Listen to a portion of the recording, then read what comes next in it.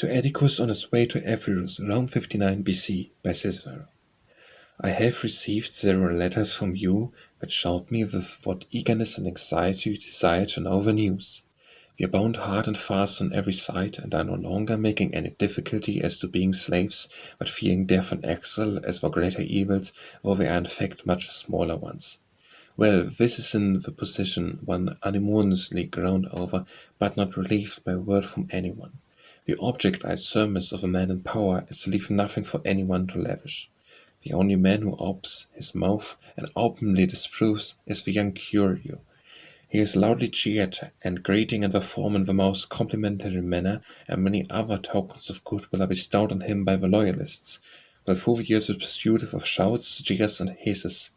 In such circumstances, it is not hope but indignation that is increased, for you see the citizen allowed to express the sentiments, but debarred from carrying them out with any vigour. And to omit details, the upshot is that there is now no hope, I don't say of private persons, even of the magistrates being ever free again. Nevertheless, in spite of this policy of repression, conversation, at least in society and at dinner tables, is freer than it was. Indignation is beginning to get the better of fear, though it does not prevent a universal feeling of despair.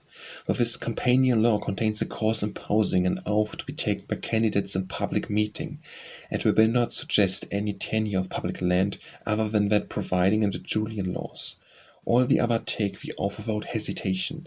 Laterensis is considered to have shown extraordinary virtue retiring from his canvass for the tribuneship to avoid the oath. But I don't care to write any more about politics.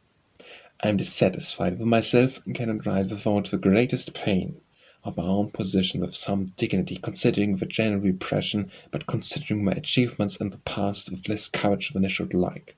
I am invited by Caesar in a late gentlemanly manner to accept the legation, to act as legatus to himself, and even an open votive legation is offered me.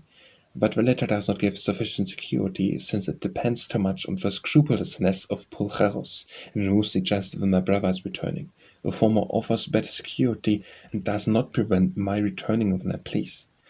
I am retaining the letter, but do not think I shall use it. However, nobody knows about it. I don't like running away. I am itching to fight. There's great warmth of feeling for me. I don't say anything positive. You will please not to mention it. I am in fact very anxious about the manumission of statues and some other things, but I have become hardened by this time. I could wish, or rather ardently desire, that you were here. When I should not want, advise your consolation, anyhow, be ready to apply however directly call for you.